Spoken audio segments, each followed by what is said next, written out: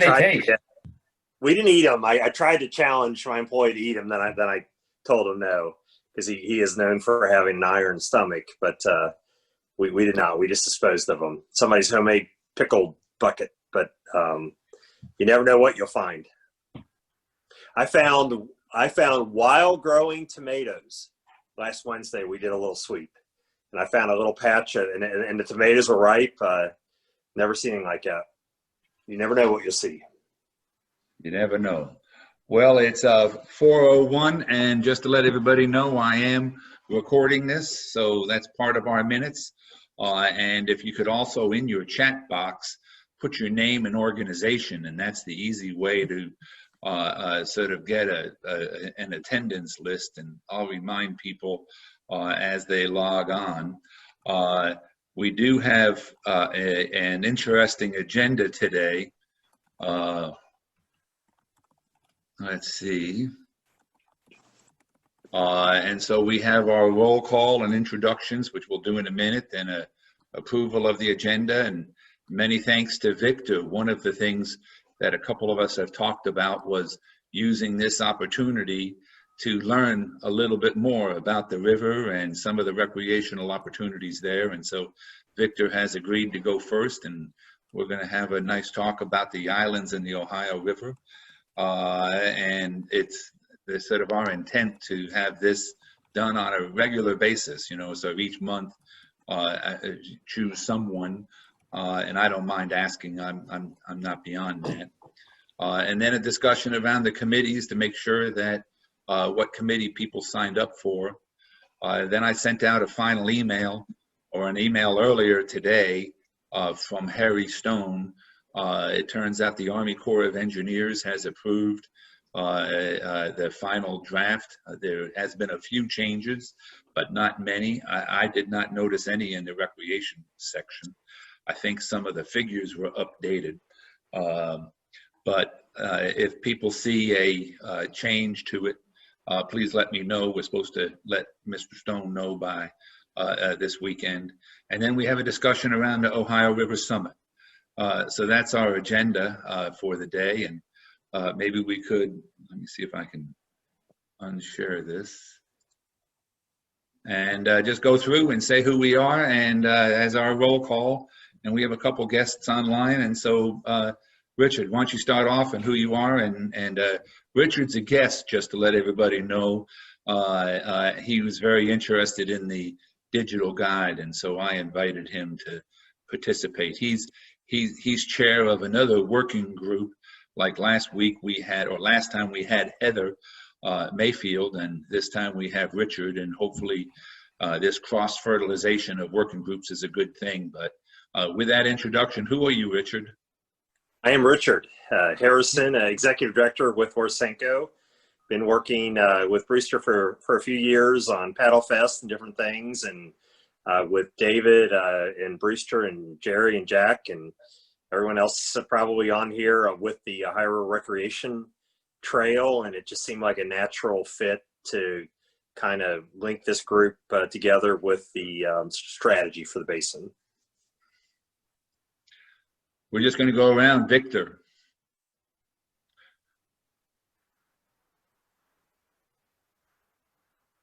You're muted, Victor. Sorry, Vic Elam with Refuge Manager at Ohio River Islands National Wildlife Refuge. You'll get to know me a little better shortly. All right, Billy. Billy Bennett, Executive Director of the Kentucky Environmental Education Council. Brewster. Brewster Rhodes, co-chair of the steering committee for the Ohio River Recreation Trail and board of Adventure Crew here in Cincinnati. And Jack. Hi, good afternoon, everyone. Jack Sutton, also co-chair with the Ohio River Recreation Trail. And just recently, I completed a trail study for Dearborn County, and we're kind of sharing that with some of the local communities, looking at the multi-purpose trails throughout Dearborn County. All right, David Rudder. David Rudder, environmental planner with Ohio, Kentucky, Indiana Regional Council of Governments, and also a member of the Ohio River Recreation Trail planning team. Perry. I'm Perry Thomas, the Salt River Basin Coordinator with the Division of Water, and a member of the Kentucky Association of Mitigation Managers. They're having their conference, their annual conference virtually right now, and I just left there to join all of you. Good to see you all. She's also president of the National Association of Lake Managers as well. So an active person. Trish.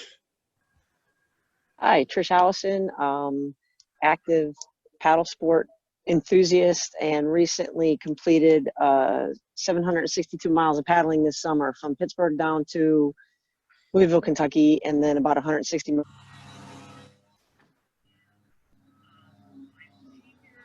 for some of my time on the Ohio River. All right, thank you, Trish. Russ.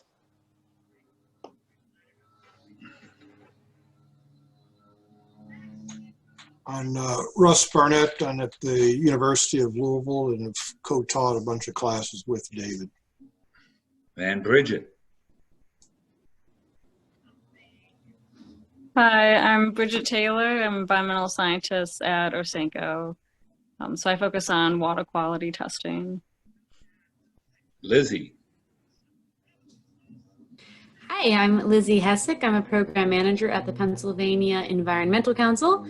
One of the programs that I manage is the statewide Water Trails Network. All right, Brad.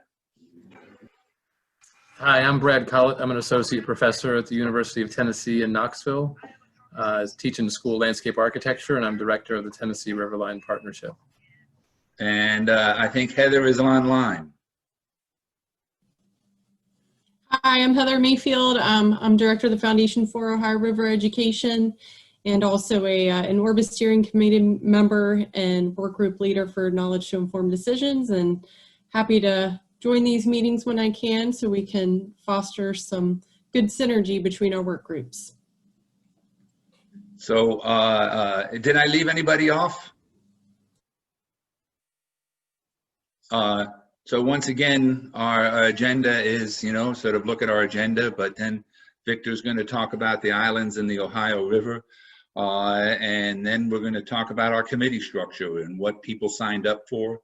Then the final Ohio River Basin Plan 2020-2025 that was released and approved by the Corps, and ORBA has to accept it this weekend. And then a talk about the conference. Any additions to the agenda?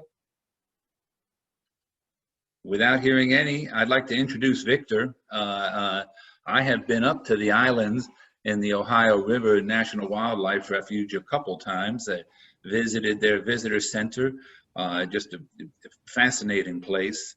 And it's just neat to get to meet Victor, who is relatively new to the Ohio River Valley and the Ohio River Islands. And so we're looking forward to his presentation. When I went up, when I had an initial conversation with him, he shared his new signs that he just created for a kayak challenge from Pittsburgh down to Manchester. And so it's just exciting to be able to have a presentation from Victor. So you're on, Victor. All right. Well, thanks for the opportunity. I feel privileged to have the opportunity to work with a group such as yourselves. Kind of start out with a little background about this refuge. We're 362 miles long, starting at Phyllis Island in Pennsylvania and going all the way down to Manchester 2 Island in Kentucky. Most of our islands are in West Virginia, but and we have 22 islands currently, and I am working on acquisition efforts to get 3 more currently. So we're still building, and so I get a share screen here and get going.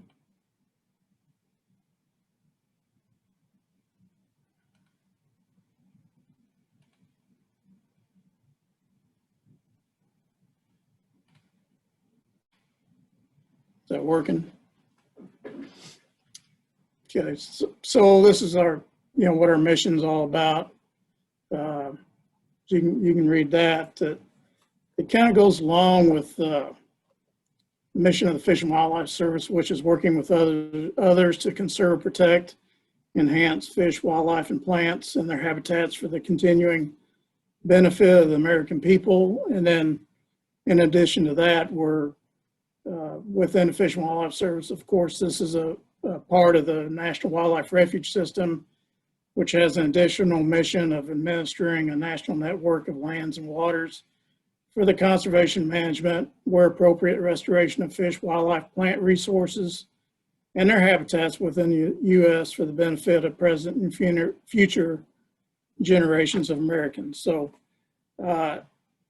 it's in our, our mandates to work with others to benefit people. We are a little bit, as far as federal land management agencies, we're probably the most centered on wildlife benefits versus people opportunities, but that's kind of what separates us from the others.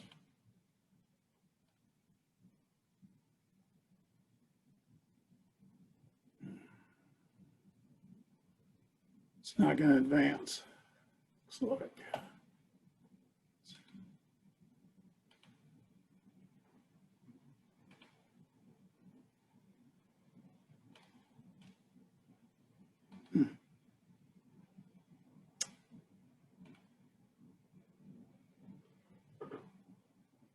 Elaine, help. Yeah, it's not advancing. No, okay. Okay. All right, so that's our office. And not much to say there. That's a pile of spent mussel shells from a button manufacturing facility years ago. That's, you'll get the impression here, and correctly so, that we're about freshwater mussels at this refuge. That's kind of what separates us from the others. You can see right there, 46 species, 7 endangered mussels on the refuge, and that's one of the main things we work with. This is some of the type of work that we do. We're in the process right now of trying to set up a propagation, not really a propagation, a grow out facility on Middle Island, just north of our headquarters up here. This is another example of some of the work that we do, working with the Corps of Engineers to do bank stabilization on some of our refuges. This gap in the rock is intentional to allow for turtles and other associated animals to be able to migrate back and forth between the river and the island, not have to maneuver over the riprap. And it actually worked out pretty well. What we found is that those gaps allow water to carry sediment in behind the rock and deposit sediment and kind of build the islands back up. That's what we're finding. This is where we're kind of building onto an island with using dredge material from the Corps of Engineers. We ensure we got clean dredge material going into these areas, and then basically we rebuild islands because they are being washed away pretty badly in places. We do tree planting. A lot of our islands were farmed at one time, and so we do a lot of work at restoring the habitat by trying to recreate the bottomland hardwood forests that occurred there historically. And is what is important to this group. We are in the business of providing recreational opportunities. This list over here is what we call the Big Six: observation, photography, interpretation, fishing, hunting, environmental ed is things we are mandated to kind of focus our efforts on. There's some environmental education going on.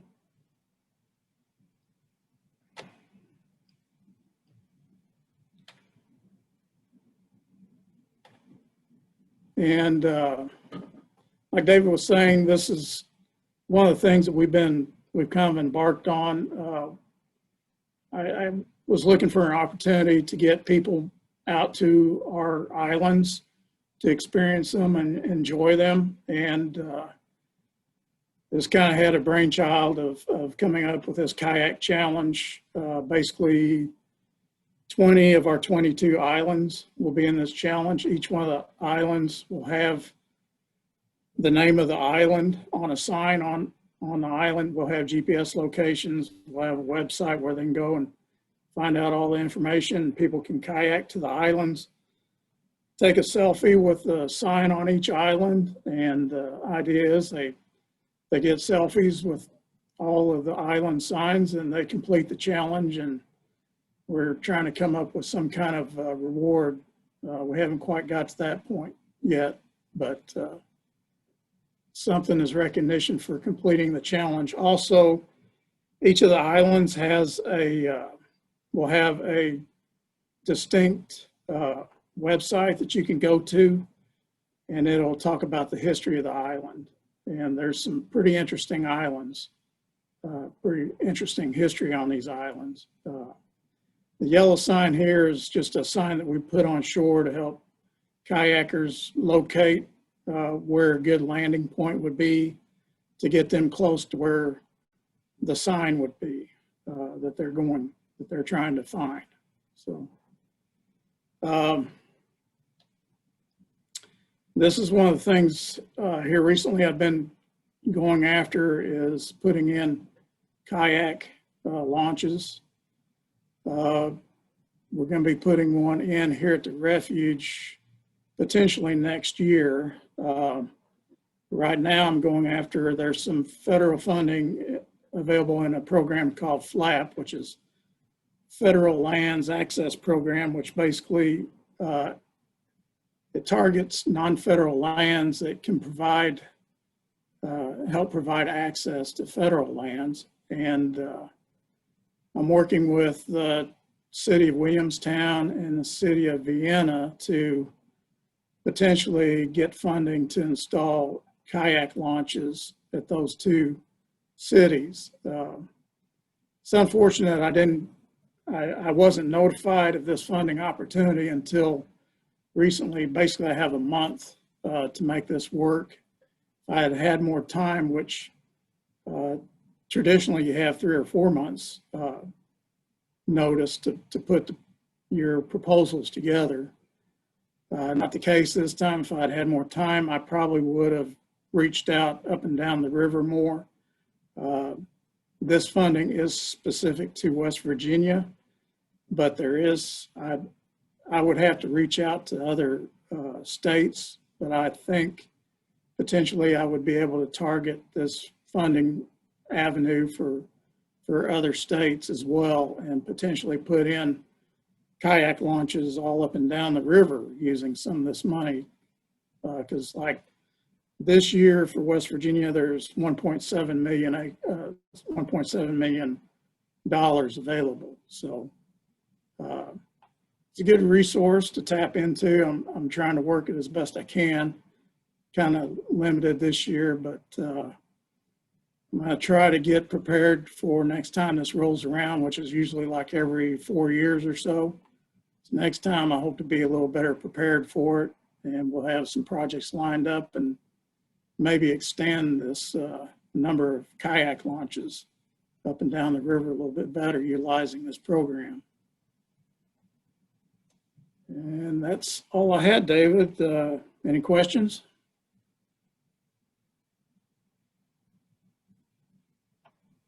Well, I'd like to throw it open to comments or questions.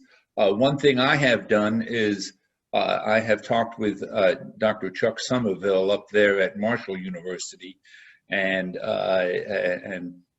he's talking with Victor about the feasibility of having some of the Marshall University professors write some pieces of support for the historical websites on each one of the properties, so they could start to get a flora and fauna descriptions and sort of that environmental side as well. I'm just fascinated with the whole project. Hey, Victor, I see that the islands are open basically from dawn to dusk.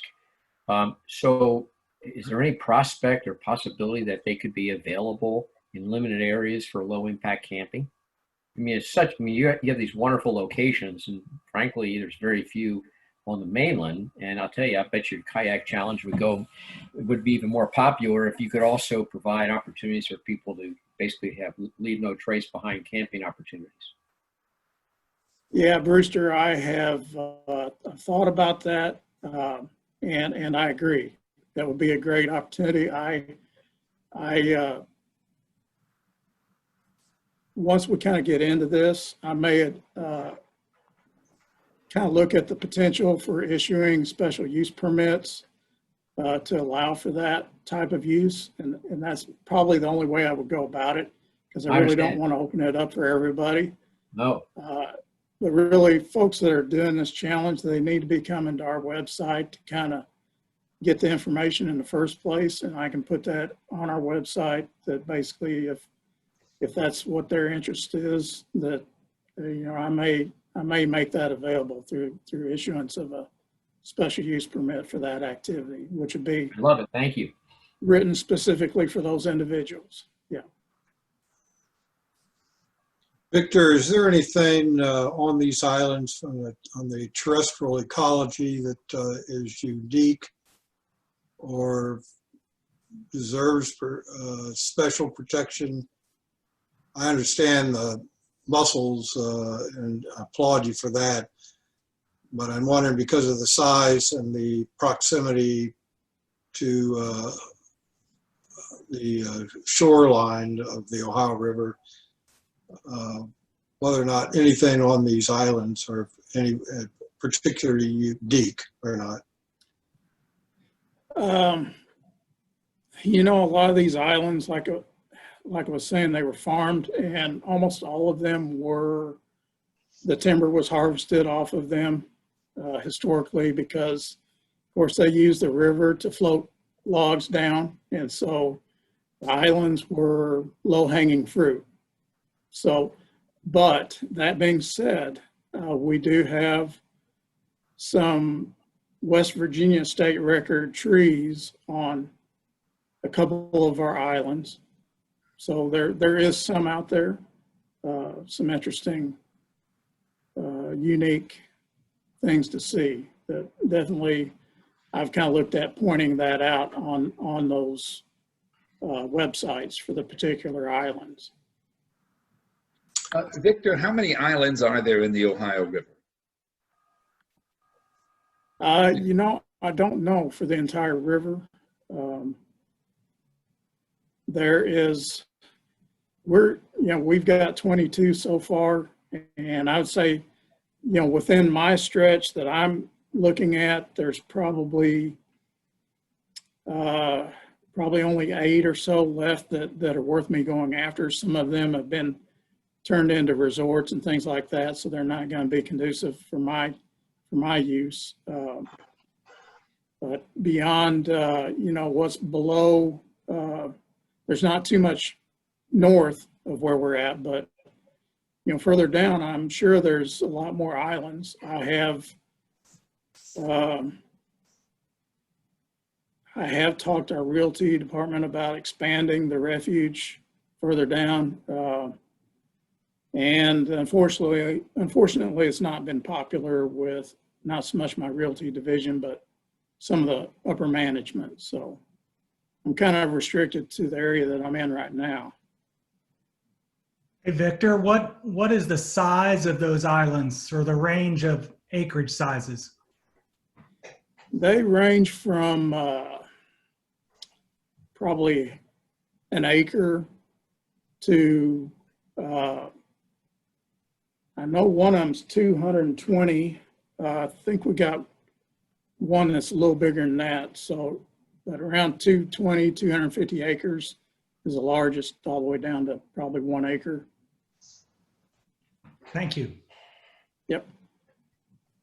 Well, thank you, Victor. And if the visitor center is well worth visiting, the islands are. I think we should come up with support for a prize, or what people receive when they stand in front of all 22 islands or 20 islands with taking a selfie. I think it'd be a neat thing for us to support. Just a great idea, Victor, and thank you very much for your comments.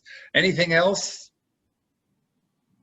Yeah, Victor, what's the time frame on the challenge?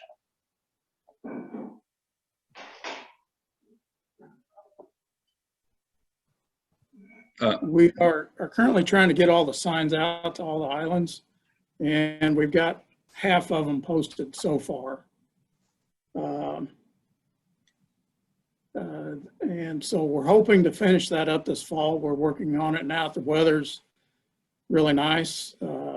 We'll start knocking them out pretty hard. We got one of my guys is out posting one of them today. So we post them, and then we use ArcGIS collector to the GPS locations, and then they get pulled into a map. And so it's, once we get out there and get the signs up, we're just about ready to go. So it shouldn't take too much longer. I'm hoping by the end of the fall we'll have it up and running. So whoever goes first and does a winter adventure to the islands, they have the first opportunity. So whoever has a warm pair of boots and duck boat and a winter jacket, go for it. Go, Trish. Yeah, I think it should be a paddle sport person who does it first, but that's just me. Because anybody can land at the islands, right? It could be motorboats, or it could be anybody can land. Yeah, the challenge, I call it a kayak challenge. It doesn't have to be kayak. It can be canoe. I don't care if people do it by motorboat, as long as people are getting out to see the islands, but I'd rather them do it, in a more healthy pursuit personally. But anyway, they got to get there. I'm good with it.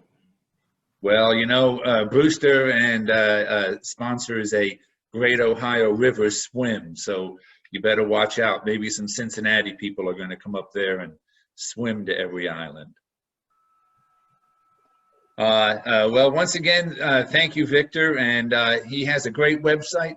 And one of the pieces that I'm looking forward to, this drives right into our next piece of our working group committees, is Victor is now looking at the development of an ArcGIS trail, and how it might fit in with, or support, or be part of the Ohio River Digital Guide. So I want to move along to my next piece here, which is committees. Can everybody see those? Well, it's just one committee really right now. And so what I've done is I've taken everybody's requests, and what today is about is to make sure people want to serve on that committee. I did have individual conversations with several people who signed up for 7 committees. And one of the things I suggested is under promise and over deliver.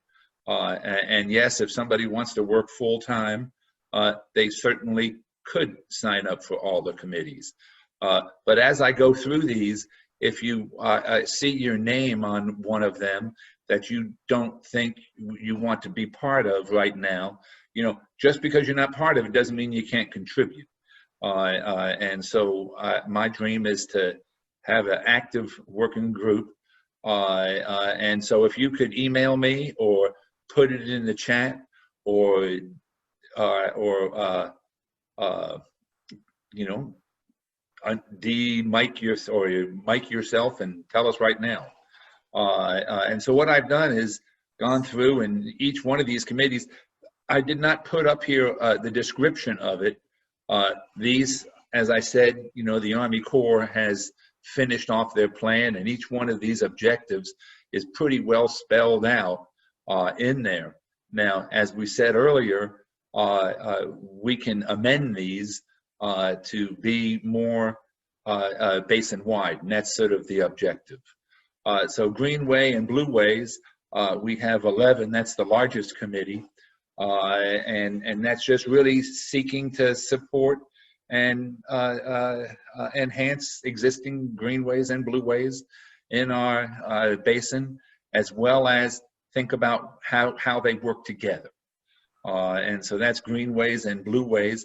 There's been some interesting discussions. One group called Greenways Inc.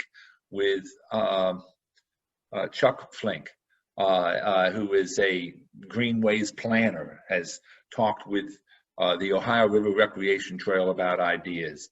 The Chattahoochee River just put together an amazing description of their greenway. And of course, we have Brad with the Tennessee River line. So that's the first committee.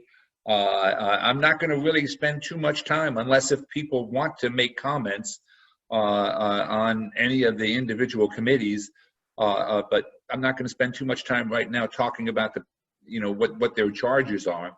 But that's the first task we have, is so people on this Greenway and Blueway, by next month, we want to start identifying what each person wants to really think about doing with that committee. The next one is river towns, and this is another large one. We do have 2 initiatives really in the basin going on around specific support for river towns, and one of those is with Brad with the Tennessee River line, and he's going to be talking about that at the conference coming up. And then the other one is the National Park Service River Trails and Conservation Assistance Program called the Rivertown Review, working with 6 cities on Louisville or on the Ohio River. And so if there's we are interested, you know, and when we think about these committees and these projects, it's really not to go out and create another Rivertown Review. It's certainly to support them, but it's also to conceptually think about how can we make that more sustainable? How can we make that as a part, because at the end of this 2-year process, we should have a pretty good plan that we're seeking funding for. And so what can we learn from the pieces? One of the things that I talked with Brad a little bit about, he said he had a colleague in Mississippi who was interested in looking at this whole process of community development along rivers and studying what the Tennessee River line has done. And I'm just fascinated with that long-term research. So this is the Rivertown Review. And so once again, if you want to be on it and you're not, text me. If you're on here and you'd rather just be a support, text me and we'll change it around. The next one is water-related research, and it's basically a directory, trying to figure out all the different organizations out there that are involved. And so Risa, who is not on the call unfortunately today, she has quite a comprehensive directory, and she is very willing to break that down. And the interesting piece is that maybe one of the first achievements of this is there's these large national organizations that work within these regions, but they aren't based by watershed. So the River Management Society now is considering figuring out, can we do this by watershed and print out? So, you know, if you go there now, you have to print out stuff in Tennessee or in Kentucky or in Ohio or in their regions, but they aren't around watersheds. So they're considering that right now. and that's the set of the Water-Related Recreation Directory Program and Support. Then this one here that I mentioned Richard was interested in, it's the digital guides for rivers. There's quite a number of them out there, and how it is written right now, how the piece is to expand OKI's digital guide with the Ohio River Recreation Trail to other parts of the Ohio River and to tributaries. But in reality, probably it's good to think about how they relate to each other, because Tennessee has one up already, Victor's developing one, and so is there commonalities that make them more seamless and how they work together? But then Richard brought up a excellent point, and maybe I could put Richard on the spot right here, because Richard is a fisherman and likes to catch fish. And so, Richard, why don't you just share this idea that you had right here? Go ahead. Well, I like to talk about catching fish. I do like to catch them, but I've been doing a lot more talking than catching lately. So with our biologists at Orsenco, particularly on the Ohio River, we do a lot of electrofishing to help our states fulfill Clean Water Act requirements in terms of meeting the aquatic life use, macroinvertebrate use. And so I am satisfied that we have some data for better populations of fish species in certain habitats along the river. So Danny Cleaves, with one of our biologists with our office, has an interest in this and has agreed to help out a little bit with the trail work, the digital guide. And so that's the thought. I know that the Fish and Game offices have digitized information on some of their ramps, and so the idea was just to kind of coalesce some of this information and add it to the digital guide. I know there are not that we're trying to promote particular businesses, but maybe we are. There are fishing guides on the river that have charters, and so it's really just adding that fishing component to the guide. And so once again, it is our job is not necessarily to transform it right now. It's to help think about what it could be and should be. But if there's opportunities for adding and enhancing anything, I'd say we take care of it, and we just do that. But this piece, I think, is pretty exciting, really, this whole digital guides for rivers. David, I just want one more thought on that. You and I also had a conversation about the broader aspect of GIS in the basin. That is a key part of the abundant clean water and ecosystem restoration strategy. And one beautiful thing about GIS is there's a common framework, and so I don't even think that everything has to morph to one format. If we could start thinking about how do we take the great information that's already out there for the Tennessee River, for the Ohio River, for the tributaries, and figure out how to add them to a broader map for the basin. It's just a little different way of thinking about things. So it doesn't mean that any one is better than the other. Like you said, commonalities, but how do we try to get those available on a basin-wide map? So we're working with the federal agencies at its infancy, USGS, the Corps, there'll be Fish and Wildlife Service, US EPA, and how do we come up with this common base map system that could be a framework for everybody to use? That's it. And I'm also a GIS aficionado, and we don't want to pile more work onto OKI, and that's why this committee's great. And I think Brad probably has a fair number of GIS specialists as well.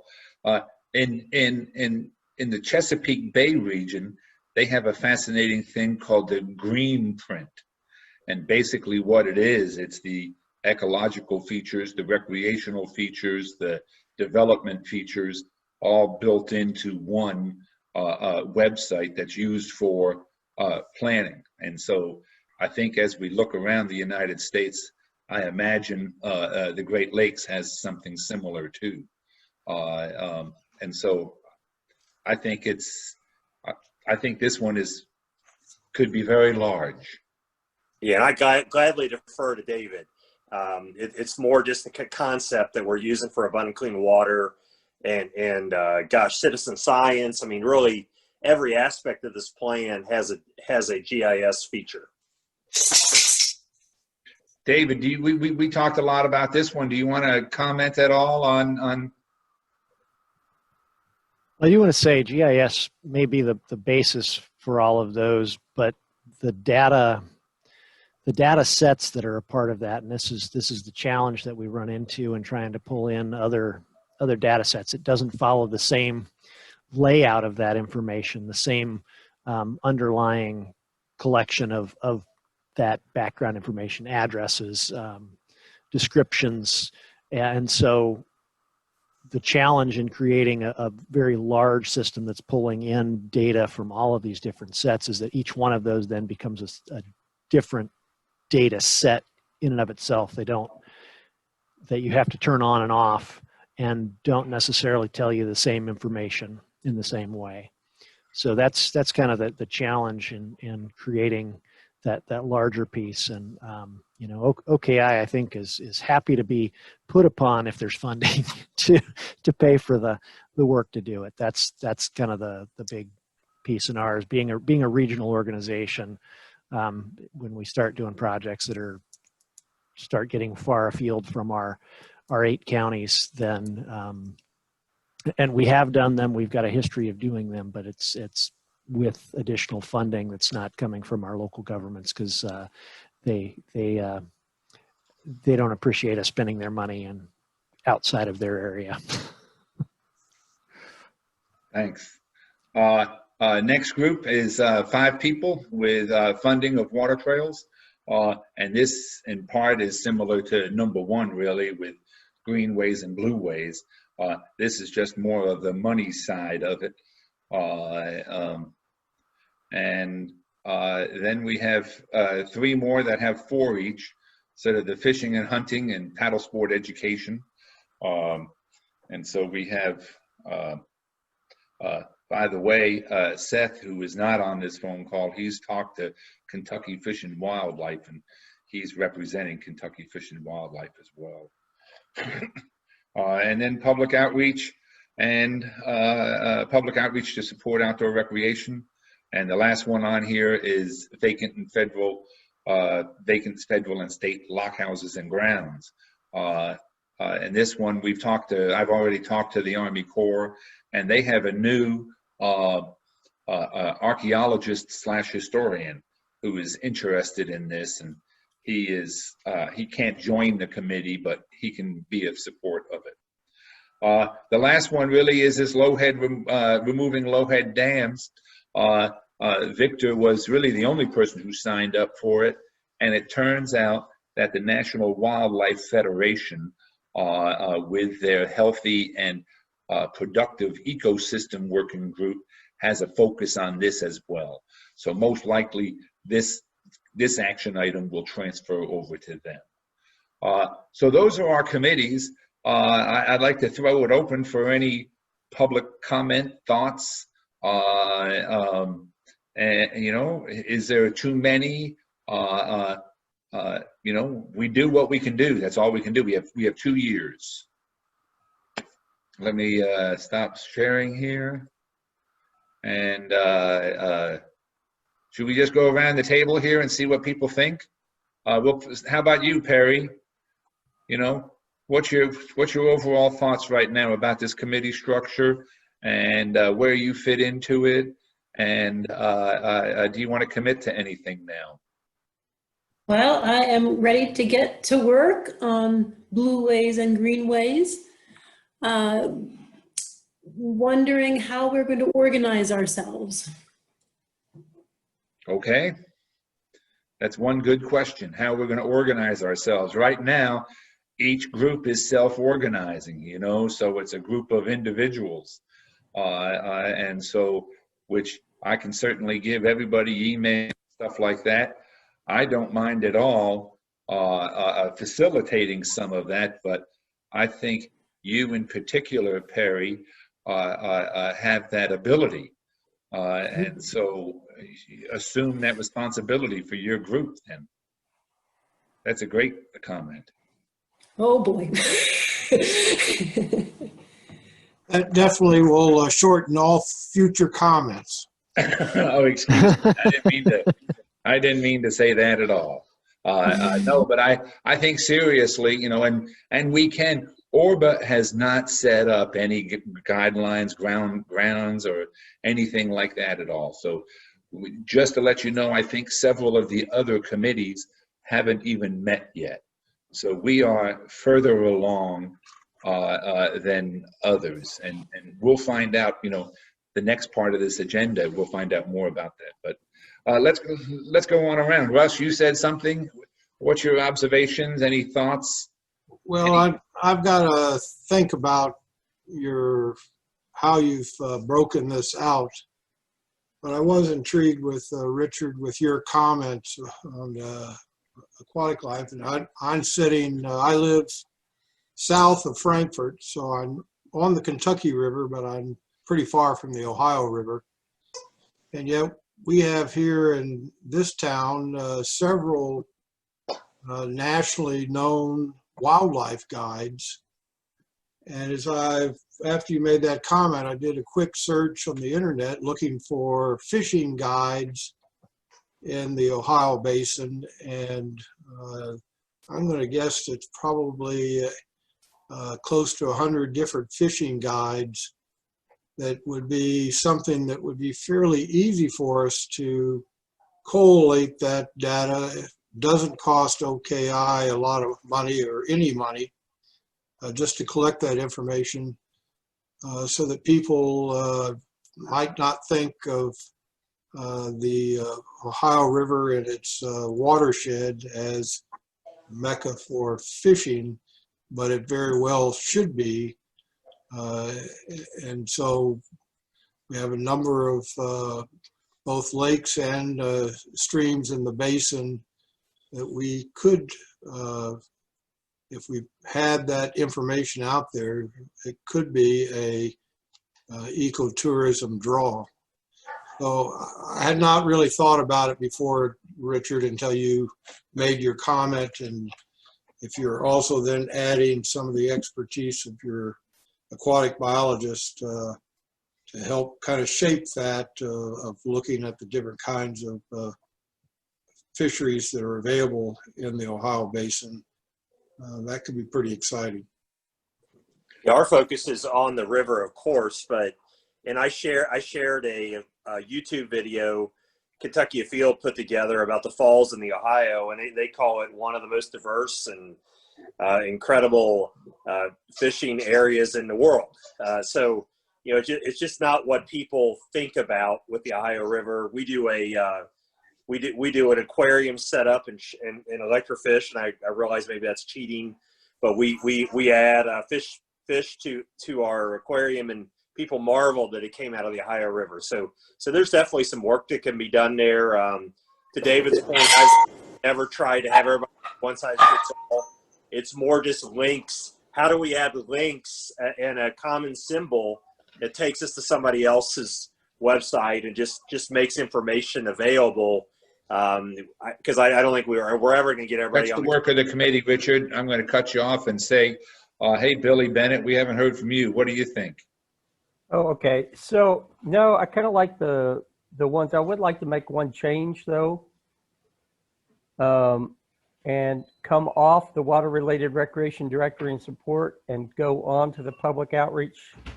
It seemed like there was a lot of people on that one, and the public outreach, I think, is a little bit more in line with what I can help with. That's great. I can do that. Lizzie, do you have any comments, any thoughts? Well, Perry took my thoughts. I was wondering, you know, like how the organization was going to move forward and what sort of structure was there going to be, but that was a good answer. Okay. Let's see. Brewster, you haven't said anything yet. Really? And Jack. Yeah, I realized that as you went through that list, I think I am on almost every one of those damn committees. So I'd like to cut back and focus on river towns and public outreach to support outdoor recreation. Perfect. Okay, so let me focus on those two. How about that? Perfect. Perfect. And Jack. No, I think you did a good job in setting up those committees. I look forward to working with everybody on those. And Trish. Yeah, I think what Jack said, I'm looking forward to putting a directory together. I know that's something I've looked for in the past, so it would be wonderful to get all of these resources in one place. And Brad. Yeah, so I noticed my name showed up on 3 of those committees, and while on one hand, it's going to be quite a lift, but on the other, that's just the work that we're doing right now. So I feel like it's well aligned with where my energy already is being focused. So I'm looking forward to contributing to these conversations moving forward. Well, why, thank you very much.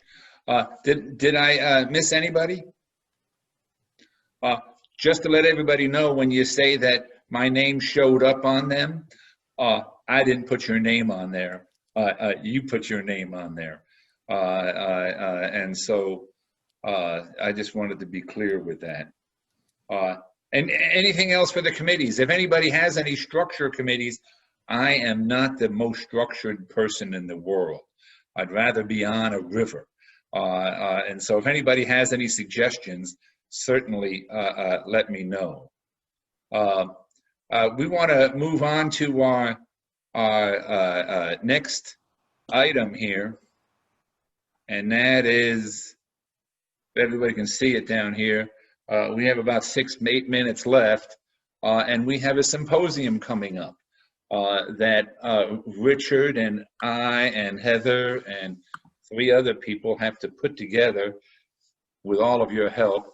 And at half an hour, it was an hour, and the conference organizers said, let's see, an introduction plus 6-hour workshops plus an even event, and nobody could sit through that. So we have a half an hour. I sent out a PowerPoint this morning that sort of goes over that half hour. I've randomly selected 4 interesting people to give a overview or more in-depth piece of that. And David Rudder is going to do the digital guide, and Brewster is going to do river towns and supporting mayors. Jerry James is going to do a piece on program support, and Russ Clark is going to do a piece on the directory. He's already completed a fascinating deal, 64 water trails in the Ohio River Basin. It's the first time I think, oh, here Russ Clark's on there now. Hi, Russ. Well, and I just want to add that list is expanding as I continue to research. So hope to have it to you in the next couple of days. Well, all we can say is thank you, Russ. And so that's a great way of a committee working, is people taking individual initiative and just creating it. And then we see how it all fits together. So, thank you, Russ. But you're all welcome to join. If you paid $25 and register for this thing, you'll get a URL in the mail and all the descriptions of it. If you're a member of this committee and you wish to log on for our 1 o'clock deal, you're more than welcome to. I can get you the URL. And so I think it's going to be an interesting presentation. Each of the working groups will have a half an hour as well. I just got informed that Congressman John Yarmouth, who is our local congressman, happens to be chair of the Ohio River Caucus in the House of Representatives, and he's going to be giving the keynote talk and I think one of the senators from Ohio, but I'm not sure. That's Harry Stone's job. And then we have the 6 presentations by the different working groups. And that's really, you know, because that's the idea, is how we can interact more together. And so, any questions on that? Then that evening, tomorrow, we're going to make a decision if we have our in-person Ohio River celebration at the Louisville Waterfront Gardens. That this gardens was built on an old dump. Actually, it was built on an old community, then it turned into an old dump, and then they renovated the whole thing to be a beautiful botanical gardens, and they're giving the facility for free for us. And we're going to decide tomorrow if we go forward or not. There is some concern, but the Waterfront Gardens is all in favor of it. They had a large event that was socially distanced on Sunday, and so they believe we can accommodate it. It's just really up to Chuck Somerville and Terry, I'll get his last name, up at Ohio State, as president of OrgCredit. Then on Thursday, Brad Collette, I'm looking forward to it tremendously, is giving a talk, and I think the time is wrong on there. We have to check that. Don't count on that from me, Brad. These are all out on the website. I think it's 10 to 10:45 actually. Also that day, another one of our members, Risa, is doing a presentation on her national database of rivers, and called the River Project. And we also have another recreation group with environmental justice, which Russ Barnett is chairing and facilitating. And that's an interesting one because Kentucky Fish and Wildlife just finished off a $1 million fishing ramp in western Louisville, in the middle of one of our poorest neighborhoods, called Shawnee Park. And Metro Louisville has put together, along with the National Park Service, a $10 million outdoor learning center for our west end of Louisville. And so the director of the program will be on with Russ. And I think there's a good move that it will be bonded this year. So they were trying to do it all through private funds. And so now we'll have an environmental ed center focused on the Ohio River in a poor community, 95% African American. And then on Friday, the last piece that I want to highlight is the National Wildlife Federation is doing a 2-hour, well, actually, we first have on Friday the director of the Great Lakes Restoration Consortium that has had, you know, what, $6 billion spent on ecological restoration of the Great Lakes. He's going to be the keynote speaker. And then the National Wildlife Federation is doing a 2-hour-long town hall, basically, where they believe they're having a whole series. So that will be the Orba conference, but also they're inviting in all their affiliates from across the Ohio River Basin. That's the Ohio River Basin and Summit. Any questions, any thoughts about it? Richard or Heather, do you want to say anything about your working groups that will be presenting there? I think you covered it well. Same format. We're all learning together. I'd like just to make a plug for the first keynote on Thursday. Katrina Korfmacher. She'll be presenting on her book, Bridging Silos, and it is available through the MIT Press Open Access. I'm putting the link in the chat, so you can grab that if you'd like. And it's about public health, isn't it?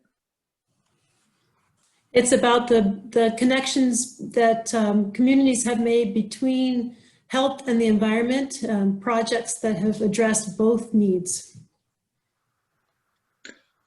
Well, it's 5 o'clock. I wish to thank everybody for this informative hour conversation. If you haven't put your name and organization in the chat, please do it now.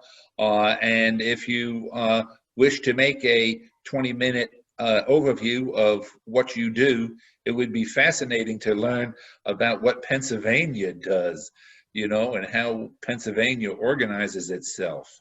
But, you know, these are voluntary talks. So if anybody wishes to make a 20-minute talk next time, I found it valuable. And thank you, Victor.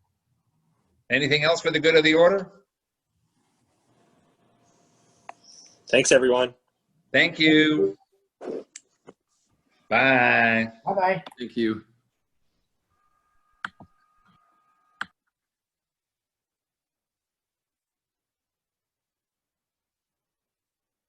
Once again, thank you, Victor. Oh, I hope it went as expected. oh yeah, I think so. And I might be a winter challenger, you know, and maybe what you could do is you could be you get something for doing 11, and then you have, you know, something for all 22. Or, you know, if there's only 20 islands that you're doing it, you could have, you know, your halfway there award. And Yeah. then you're on there. I have a fascinating little, well, a company I work with here in Louisville, and they do T-shirts and hats and all the stuff you can get, and they do it piece by piece. So what one race that I participated in is no charge for it, and if you want an award or you want a T-shirt with it, you order the T-shirt. You want a plaque, they have a plaque designed with, you know, Everglades Challenge on it for the Everglades National Park. But you pay for it. And so then this group has no inventory. All they had to do was set up the designs to begin with. And so it's, if you want an award, you know, and you qualify, you go buy one. Yeah, that would be nice. We the kind of the problem I run into is, you know, as a federal agency, I can't buy the stuff myself. Right. Unfortunately, I have a friends group that can, and so I'm working with them. In fact, I have a meeting with them Thursday afternoon, and we'll be discussing it. But we do have a T-shirt that we made. It's really a nice looking T-shirt, and it has like Ohio Kayak Challenge, Ohio River Islands Kayak Challenge on the front. And on the back of it, it's got a listing of all the islands with a box beside each island that you can, so you can check them off as you accomplish them. So, because I can see people are probably going to do it piecemeal, you know, more often than not. They're going to do all the islands in one pool one weekend, and then the next weekend they're going to move to the next pool or whatever, you know. But and who do you think will be the first? I don't know. We got some people that have expressed interest in this area, some college students and stuff. They're waiting for it to be ready. So, are you going to announce it on one day so everybody has a fair chance and they won't know it in advance? Because I think you should have a, you know, keep quiet about it until you have a press announcement. And that way, starting today, we'll see who's first. I don't know how to get that out to all the markets all at once, or I would. Well, at least put it on your Facebook page. Thank you. What's that? At least put it on your Facebook page. Yeah, yeah. And just say it starts on January 1st. You Yeah. know, and have a New Year's. I think it'd be positive press. I think everybody's looking for a good story on New Year's Day. That would be cool. All right. Yeah. Well, why, thank you again, Victor. We'll be in touch. Absolutely. Take care. Okay, bye. Bye.